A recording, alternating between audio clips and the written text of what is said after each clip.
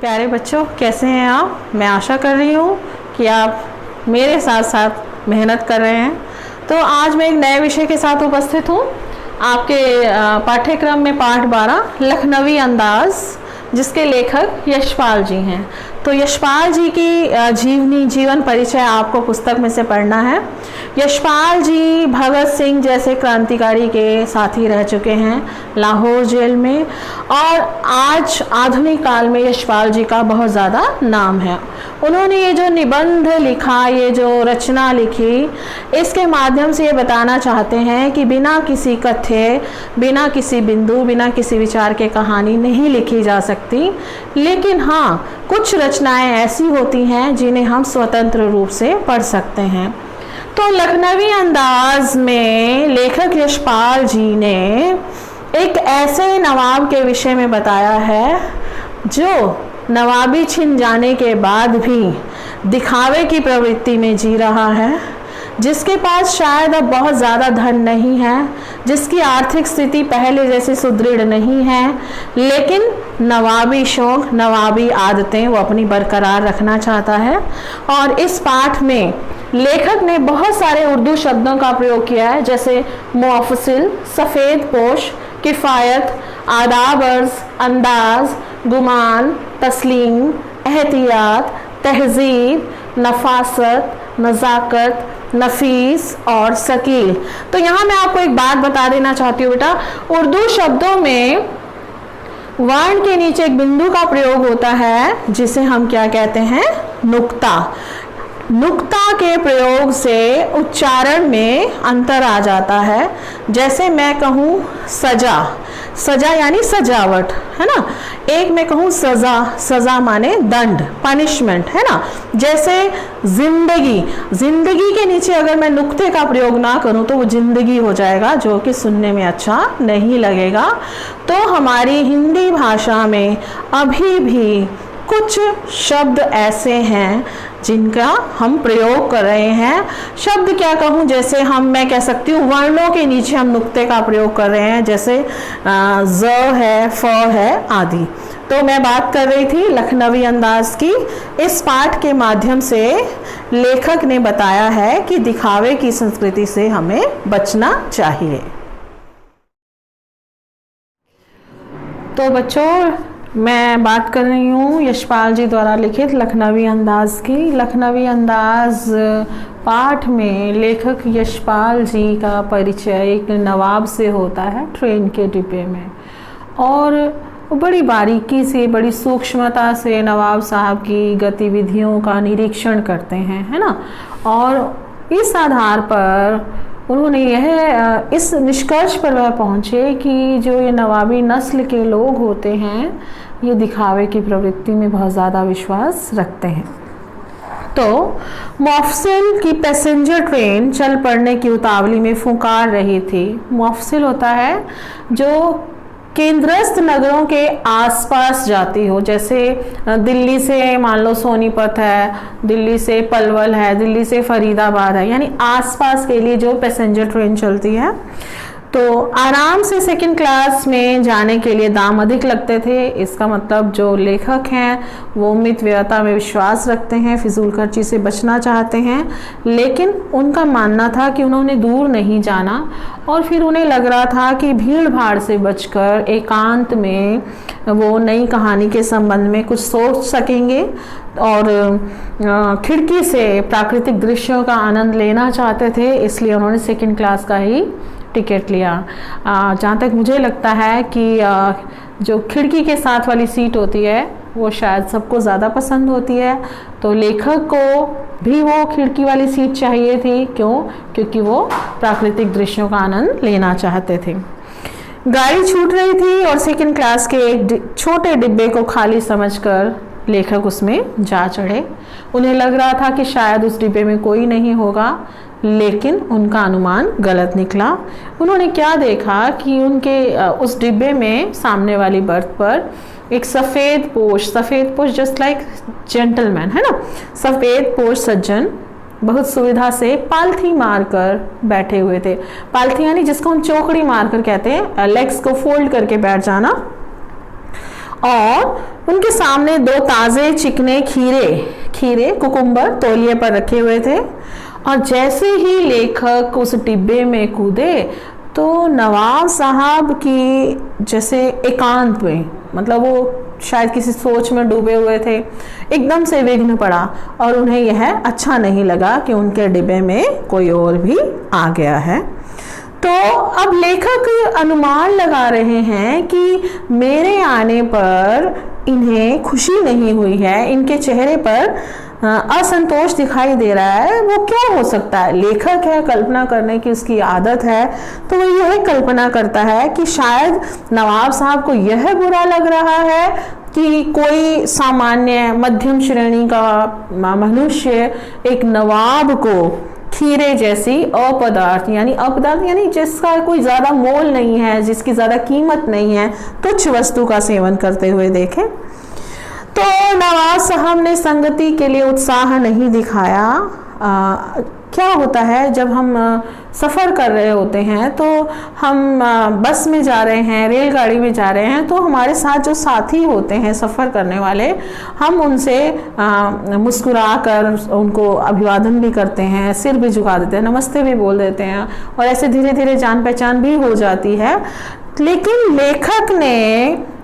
लेकिन नवाब साहब ने लेखक के प्रति कोई उत्साह नहीं दिखाया। तो अब नवाब साहब का जब ऐसा रवैया था तो लेखक को भी मुनासिब नहीं लगा कि वो नवाब साहब से बात करें, तो उन्होंने भी उनके सामने उनकी अपनी आंखें चुरा ली। ठाली यानी खाली बैठे कल्पना करते रहने की पुरानी आदत है। किसकी? लेखक की। मैंने आपको पहले बताया लेखक हैं तो कुछ ना कुछ सोच विचार में डूबे रहते हैं, मग्न रहते हैं। तो अब लेखक के मन में क्या विचार आ रहे हैं? अब वो ये विचार कर रहे हैं कि नवाब साहब को लेखक से इतनी असुविधा और संकोच क्यों हो रहा है। तो वो क्या अनुमान लगाते हैं? शायद नवाब साहब अकेले यात्रा करना चाहते होंगे, है ना। और जैसा कि मैंने बताया नवाबियाँ छिन गई। लखनऊ के नवाब बड़े जाने पहचाने जाते थे, नवाबों का शहर माना जाता है लखनऊ। तो ना नवाब रहे ना उनकी रियासतें रही। तो क्या हुआ, अब पैसा वैसा ज़्यादा नहीं होगा तो उन्होंने क्या किया होगा कि सेकंड क्लास का टिकट ले लेते हैं, क्योंकि नवाब के लिए सेकंड क्लास का टिकट एक मामूली टिकट है ना।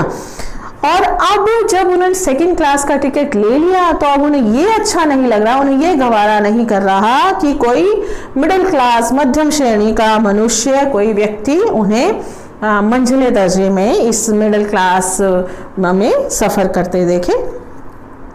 अकेले सफ़र का वक्त काटने के लिए खीरे खरीदे होंगे, और खीरे मैंने पहले ही बताया कि एक तुच्छ वस्तु, बहुत सस्ती सी वस्तु। अब वो सस्ती सी वस्तु वो सफ़ेद पोश नवाब लेखक के सामने कैसे खाएं? तो शायद इन सब कारणों की वजह से ही उन्हें असुविधा और संकोच हो रहा था। तो ये लेखक की कल्पना है, ये लेखक का अनुमान है। हम कनखियों से नवाब साहब की ओर देख रहे थे। कनखियाँ होती हैं तिरछी निगाहों से देखना। जब हम ऐसे तिरछी निगाहों से देखते हैं, मतलब हम सामने वाले के साथ नजरें मिलाकर बात नहीं करते हैं। नवाब साहब कुछ देर गाड़ी की खिड़की से बाहर देखकर स्थिति पर गौर करते रहे। ओह, अब नवाब साहब ने दिखाया कि मैंने तो आपको पहले देखा नहीं। अब वो क्या कह रहे हैं? आदाब अर्ज़ यानी अभिवादन का ढंग, जैसे हम नमस्कार करते हैं, नमस्ते करते हैं, ऐसे ही उन्होंने आदाब अर्ज़ किया। जनाब खीरे का शौक फरमाएंगे? तो नवाब साहब अब लेखक को खीरा खाने के लिए पूछ रहे हैं। तो लेखक को नवाब साहब का सहसा ये भाव परिवर्तन बिल्कुल अच्छा नहीं लगा। उन्हें लगा कि पहले तो इन्होंने लेखक के प्रति कोई उत्साह नहीं दिखाया, जैसे लेखक ट्रेन के डिब्बे में चढ़े थे, उनसे कोई दुआ सलाम नहीं किया। अब वो एकदम से ऐसे उनका भाव परिवर्तन जो था वो लेखक को थोड़ा हैरान कर देने वाला लगा था। तो नवाब साहब ने फिर एक पल खिड़की से बाहर देखकर गौर किया और दृढ़ निश्चय से खीरों को नीचे रखा, तौलिया झाड़कर सामने बिछा लिया। सीट के नीचे से लोटा उठाकर दोनों खीरों को खिड़की से बाहर धोया, तौलिए से पोंछ लिया। जेब से चाकू निकाला, छील कर दोनों खीरों के सिरे काटे, उन्हें गोद कर झाग निकाला और फिर खीरों को बहुत एहतियात से छीलकर करीने से तौलिए पर सजाते गए। करीना होता है तरीका, सलीका, सिस्टम। तो लखनऊ स्टेशन पर खीरा बेचने वाले खीरे के इस्तेमाल का तरीका जानते हैं। ग्राहक के लिए जीरा मिला नमक और पिसी हुई लाल मिर्च की पुड़िया भी हाजिर कर देते हैं। कभी आपने देखा होगा, हम लोग अमरूद खरीदने जाते हैं तो जो अमरूद बेचने वाला होता है वो एक पुड़िया में हमें काला नमक मिर्च मिला हुआ एक मसाला सा देता है कि इसको बुरक कर आप अमरूद खाएंगे तो आपको ज़्यादा स्वाद लगेगा। तो ऐसे ही लखनऊ में जो खीरा बेचते हैं वो लोग क्या करते हैं, नमक जीरा मिलाकर लाल मिर्च मिलाकर एक पुड़िया सी साथ दे देते हैं। नवाब साहब ने बहुत करीने से खीरे की फांकों पर जीरा मिला नमक और लाल मिर्च की सुर्खी बुरक दी। बुरक दी माने छिड़क दी, स्प्रिंकल कर दिया। उनकी प्रत्येक भाव भंगिमा होता है फेशियल एक्सप्रेशन, चेहरे के भाव और जबड़ों के स्फुरण से स्पष्ट था। जबड़ों के स्फुरण से उनके जो ये जॉ लाइन थी वो हिलती हुई प्रतीत हो रही थी, है ना। तो उससे स्पष्ट था कि उस प्रक्रिया में उनका मुख खीरे के रसास्वादन की कल्पना से प्लावित हो रहा था। बच्चों इस लाइन को, इस पंक्ति को ध्यान से देखो। उस प्रक्रिया में उनका मुख खीरे के रसास्वादन की कल्पना से प्लावित हो रहा था। अब कल्पना करिए कि आपके सामने ताज़े ताज़े खीरे बड़े सलीके से कटे हुए हैं और उन पर नमक मिर्च लगा हुआ है, लाल मिर्ची लगी हुई है। तो आपकी कल्पना में कैसे आ रहा है वो चित्र, तो उसे वो सब उनके सामने था, तो उसे देखकर उनके मुंह में पानी आ रहा था। ऐसा होता है ना, अगर हमारी मनपसंद कोई डिश, कोई चीज़, कोई वस्तु हमारे सामने खाने की आए तो हमारे मुंह में पानी आ जाता है। तो ऐसे ही नवाब साहब के साथ हो रहा था। हम कनखियों से देखकर सोच रहे थे, मैंने आपको पहले बताया कनखियां होता है तिरछी निगाहों से देखना। मियाँ रईस बनते हैं, रईस समझते हो, बहुत ज़्यादा अमीर है ना, लेकिन लोगों की नज़रों से बच सकने के ख्याल में अपनी असलियत पर उतर आए हैं। अपनी असलियत यानी वास्तविकता क्या है वो ये दिखा रहे हैं। नवाब साहब ने फिर हमारी ओर देखा। वल्ला शौक कीजिए, लखनऊ का बालम खीरा है। ये खीरे की टाइप है, जैसे नागपुरी संतरा प्रसिद्ध है, इलाहाबाद का अमरूद प्रसिद्ध है ना, तो ये कह रहे हैं लखनऊ का ये बालम खीरा है। नमक मिर्च छिड़क दिए जाने से ताज़े खीरे की पनियाती, जो ताज़ा ताज़ा फल कटता है, कोई फ्रूट कटता है, कोई सलाद कटता है, तो उस पर वो जो पानी होता है उसकी चमक ही अलग होती है। तो उस चमक को देखकर लेखक कहते हैं कि मेरे मुंह में भी पानी तो आ रहा था, लेकिन लेखक पहले इनकार कर चुके थे। जब नवाब साहब ने उन्हें पहले खीरा खाने के लिए पूछा था तो उन्होंने मना कर दिया था। तब उन्हें ये लग रहा था कि मैं पहले ही मना कर चुका हूँ और अब मैं हाँ कैसे कर दूं, तो इसलिए आत्मसम्मान है ना, उसे निभाना भी जरूरी था। तो उन्होंने क्या उत्तर दिया, शुक्रिया, इस वक्त तलब यानी जैसे इच्छा महसूस नहीं हो रही। मैदा भी जरा कमजोर है। मैदा होता है यकृत, है ना, जो हमारे खाने को पचाता है। किबला शौक फरमाएं कि आप खाएं प्लीज।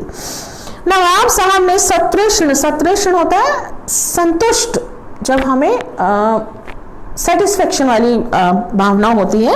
सतृष्ण आंखों से नमक मिर्च के संयोग से चमकती खीरे की फांकों की ओर देखा। खिड़की के बाहर देखकर दीर्घ निश्वास लिया। दीर्घ माने लंबा, निश्वास माने सांस, लंबी सांस ली। अब लंबी सांस हम कब लेते हैं, जब हम किसी दुख में हो, पीड़ा में हो, तकलीफ में हो, है ना। खीरे की एक फांक उठाकर होठों तक ले गए, फांक को सूंघा, स्वाद के आनंद में पलकें मुंद गई माने बंद गई। कितना अच्छा है, कितना स्वाद है ना। तो उस कल्पना से उनके मुंह में पानी भी भर आया, तो उस पानी के घूंट को उन्होंने गले में ही उतार लिया। नवाब साहब ने फांक को खिड़की से बाहर छोड़ दिया, अर्थात फांक उठाई, उसे सूंघा, है ना, और उसके स्वाद की अनुभूति की, उसको महसूस किया और फिर उस खीरे की फांक को खिड़की से बाहर फेंक दिया। नवाब साहब खीरे की फांकों को नाक के पास ले जाकर वासना से रसास्वादन कर खिड़की के बाहर फेंकते जाते, यानी उसे बिना खाए केवल उसको महसूस करके उसकी गंध को, उसके स्वाद को वो खिड़की के बाहर फेंकते गए। नवाब साहब ने खीरे की सब फांकों को खिड़की के बाहर फेंक कर तौलिए से हाथ और ओंठ पोंछ लिए और गर्व से गुलाबी आंखों से हमारी ओर देख लिया। हमारी ओर देख लिया यानी लेखक की ओर देख लिया, मानो कह रहे हों यह है खानदानी रईसों का तरीका। खानदानी रईस कौन से होते हैं? जिन्हें अपने पूर्वजों से अथाह धन संपत्ति मिलती है। नवाब साहब खीरे की तैयारी और इस्तेमाल से थक कर लेट गए। यहाँ पर दिखाया गया है कि बड़ी नाजुक जान से होते हैं नवाब। अब खीरे जैसे पदार्थ को काटने, छीलने में, धोने में उन्हें थकावट महसूस हो गई और वो थक कर लेट गए। हमें तस्लीम में सिर खम कर लेना पड़ा। यह है खानदानी तहजीब, नफासत और नज़ाकत। तो यहाँ पर बच्चों मैंने पहले ही बताया है कि इस पाठ में उर्दू शब्दों का बहुत प्रयोग है। तो लेखक क्या कहते हैं कि उनका ये सब तरीका देखकर, खीरा छीलने का, काटने का, उसके बाद थक कर लेट जाने का, तो लेखक कहते हैं मुझे सम्मान में उनके सामने अपना सिर झुका देना पड़ा कि यह है खानदानी तहजीब। तहजीब क्या होती है बच्चों? तहजीब होती है शिष्टता, जिसको आप शिष्टाचार कहते हो, कोर्टसी कहते हो, है ना। नफासत और नज़ाकत, नफासत यानी स्वच्छता और नज़ाकत यानी कोमलता, है ना। तो ये सारे शब्द हमारे पास उर्दू के आए थे। हम गौर कर रहे थे कि खीरा इस्तेमाल करने के इस तरीके को खीरे की सुगंध और स्वाद की कल्पना से संतुष्ट होने का सूक्ष्म, नफीस, नफीस होता है बढ़िया, और एब्स्ट्रैक्ट, एब्स्ट्रैक्ट क्या होता है? जिसे हम महसूस करते हैं, यानी हम उसे देख नहीं सकते, छू नहीं सकते, महसूस करते हैं। क्या? तो क्या कह रहा है लेखक कि खीरा इस्तेमाल करने के इस तरीके को खीरे की सुगंध और स्वाद की कल्पना से संतुष्ट होने का सूक्ष्म, नफीस या एब्स्ट्रैक्ट तरीका जरूर कहा जा सकता है, परंतु क्या ऐसे तरीके से उदर की तृप्ति हो सकती है? क्या ऐसे सूंघ सूंघ कर खीरा फेंक देने से पेट भर सकता है? क्या हमारे पेट की क्षुधा शांत हो सकती है? नहीं हो सकती। नवाब साहब की ओर से भरे पेट के ऊंचे डकार का शब्द सुनाई दिया। डकार समझते हो? बॉब, है ना। नवाब साहब ने हमारी ओर देखकर कह दिया खीरा लजीज होता है, स्वाद होता है ना, लेकिन होता है सकील। सकील होता है जैसे वो चीज जो आसानी से ना पचे, है ना, नामुराद मैदे पर बोझ डाल देता है, अर्थात ये आसानी से नहीं पचता। ज्ञान चक्षु खुल गए। चक्षु शब्द, चक्षु यानी आंखें। क्या लेखक क्यों कह रहा है कि ज्ञान चक्षु खुल गए? लेखक को क्या लगा कि लेखक तो सोच रहा था कि वो किसी कहानी को लिखने के लिए उसे किसी बिंदु, किसी प्लॉट की तलाश होगी, है ना, कोई चरित्र भी हो जो उसे प्रेरित करे। लेकिन यहाँ पर लेखक को क्या लगा कि जैसे बिना खाए डकार आ सकता है, तो क्या बिना बिंदु, बिना किसी पात्र के कहानी नहीं लिखी जा सकती? खीरे की सुगंध और स्वाद की कल्पना से पेट भर जाने का डकार आ सकता है, तो बिना विचार, घटना और पात्रों के लेखक की इच्छा मात्र से नई कहानी क्यों नहीं बन सकती?